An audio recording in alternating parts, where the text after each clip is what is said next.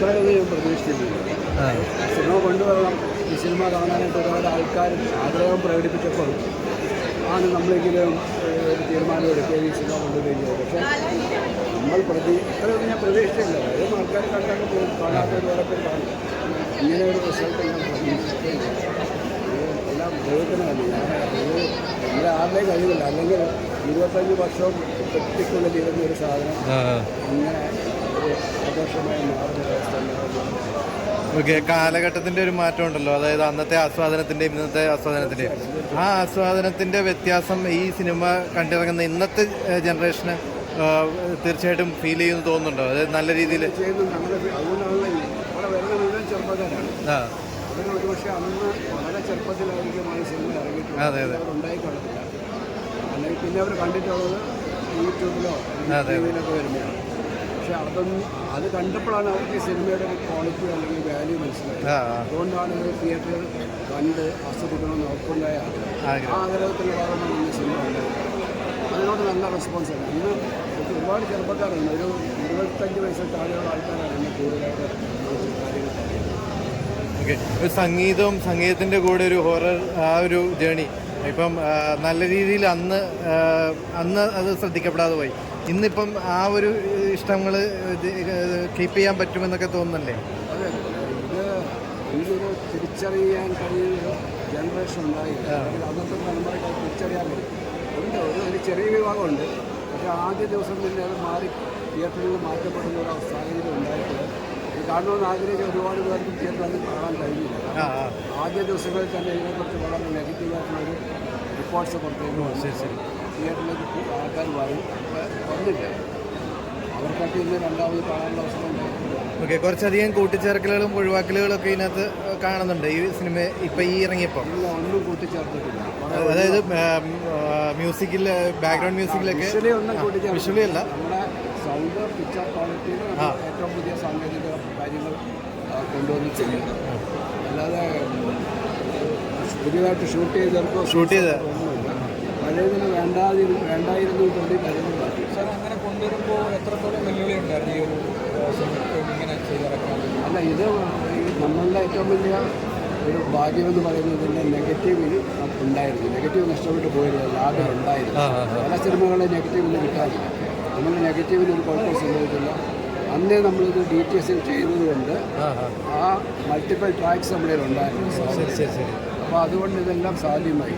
എല്ലാ സിനിമകൾക്കും അത് സാധ്യമാണെന്നില്ല. കാരണം അവരുടെ നെഗറ്റീവ് ഉണ്ടാവുന്നില്ല. അല്ലെങ്കിൽ അന്ന് മോണോ ട്രാക്ക് റെക്കോർഡ് ചെയ്ത സിനിമകളാണെങ്കിൽ ഈ ഇത്തരത്തിലുള്ള മൾട്ടിപ്പിൾ ട്രാക്ക് അല്ലെങ്കിൽ രണ്ടാമത് പുതിയ ട്രാക്കുകൾ ഉണ്ടാക്കണം.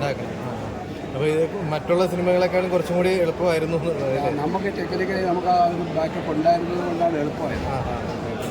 എന്തായാലും പ്രേക്ഷകരോട് ഇപ്പോൾ കാണാനിരിക്കുന്ന പുതിയ ജനറേഷനുള്ള ആൾക്കാരോടൊക്കെ എന്താ പറയുക? എന്താ പറയാനും വന്ന് കാണുക.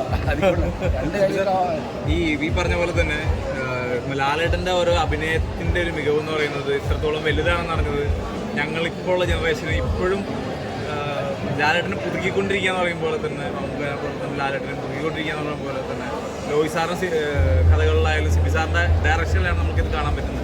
അന്നത്തെ ലാലേട്ടൻ്റെ ഈ കഥാപാത്രം എത്രത്തോളം ഡെപ്ത് ഉണ്ടെന്ന് മനസ്സിലാക്കിയത് ഞങ്ങൾ ഇപ്പോഴാണ്. അന്നത്തെ ഓർമ്മകൾ എന്തൊക്കെയായിരുന്നു ലാലേട്ടനെ ഓർക്കുമ്പോൾ? അദ്ദേഹമായിട്ട് ഒരുപാട് സിനിമകൾ ചെയ്ത് ഒരുപാട് ഓർമ്മകളുണ്ട്.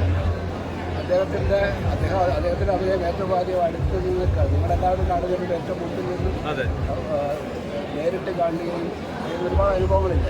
അപ്പോൾ അദ്ദേഹത്തെക്കുറിച്ച് പറഞ്ഞാൽ തീരത്തില്ല. ഞങ്ങൾക്ക് തോന്നിയ ഒരു കാര്യം എന്ന് വെച്ച് കഴിഞ്ഞാൽ ഇത് ആരോ ഇപ്പോൾ ലാലേട്ടൻ്റെ ഡയലോഗിൽ തന്നെ പറയുമ്പോൾ ആരോ ചെയ്യുന്ന പോലെ ഒരു ഫീൽ തോന്നുന്നു.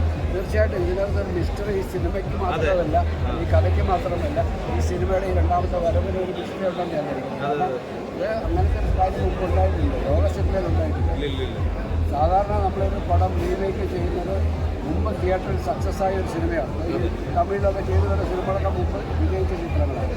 ഇത് പരാജയപ്പെട്ട ഒരു ചിത്രം വീണ്ടും തിയേറ്ററിലേക്ക് വരികയും അത് മുമ്പുണ്ടായതിൽ 10 ഇരട്ടി ആവശ്യത്തിന് പോസ്റ്റ് സ്വീകരിക്കുകയും ചെയ്യുന്നവർ ലോക സിനിമയിലുണ്ടായിരുന്നു. ഇതൊരു ചരിത്രമാണ്. ഈ പറഞ്ഞ പോലെ തന്നെ ദേവദൂതൻ 25 വർഷങ്ങൾക്ക് മുമ്പ് ഒരു പരാജയപ്പെട്ടു പോയൊരു സിനിമയായിരുന്നു. ഒരുപാട് സ്വപ്നങ്ങളും സിബി സാറിന് ഏറ്റവും ആഗ്രഹിച്ചെടുത്തൊരു സിനിമ എന്ന് പറയുന്നു. 25 വർഷങ്ങൾക്ക് ശേഷം കണ്ണു നിറഞ്ഞ ആളുകൾ അത് മാപ്പ് പറഞ്ഞെന്നുള്ള രീതിയിലാണ് ആളുകൾ പുറത്തേക്ക് ഇറങ്ങുന്നത്. ഇപ്പം ഞാൻ പോലെ ഇപ്പം എന്നെ പോലുള്ള ആളുകൾ പോലും. അപ്പം ഇതൊക്കെ കാണുമ്പോൾ സിബി സാറിന് തോന്നുന്നത് വളരെ സന്തോഷമാണ്. കാരണം ഞാൻ 42 വർഷം എൻ്റെ ആദ്യത്തെ സിനിമയ്ക്കായിട്ടുണ്ടാക്കിയ കഥയാണ്. അന്ന് നടന്നില്ല. 18 വർഷങ്ങൾക്ക് ശേഷം നടന്നപ്പോൾ അത് സ്വീകരിക്കപ്പെട്ടില്ല. അതിൻ്റെ സമയം ഇന്നാണ്, ഈ കാലമാണ്. ഈ കാലത്തിന് വേണ്ടി കാത്തുവെച്ച സിനിമ. ഈ സാറിനൊരു ഇപ്പം നമുക്ക് ഓരോ വിശ്വാസങ്ങൾ ഉണ്ടാവുമല്ലോ. സാറിന് അത്തരത്തിൽ തെളിവ് വിശ്വാസങ്ങൾ തോന്നുന്നുണ്ടോ? ഇങ്ങനെയൊക്കെ വരുന്ന വിശ്വാസം എന്ന് പറയുന്നത്, ഞാൻ വിശ്വസിക്കുന്ന ദൈവം അസാധ്യങ്ങളെ സാധ്യമാക്കുന്ന ദൈവം, മരിച്ചവരെ ഉയർപ്പിക്കുന്ന ദൈവമാണ്. അപ്പോൾ അങ്ങനെയാണ് സംഭവിച്ചിരിക്കുന്നത്. ഇതൊരു പുനർജന്മമാണ്. ആൾക്കാർ പിന്തള്ളി കളഞ്ഞ് ചവിട്ടുകൊണ്ടേ കിട്ടാവുന്ന ഒരു സിനിമ ഇന്ന് അവർ ആഘോഷിക്കുക.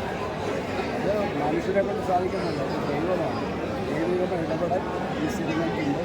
അതിൻ്റെ റിലീസ് കണ്ടു ഈ കഥ ചിന്തിച്ചപ്പോൾ ആ ഒരു ഡിവൈൻ ഇൻ്റർനെറ്റ്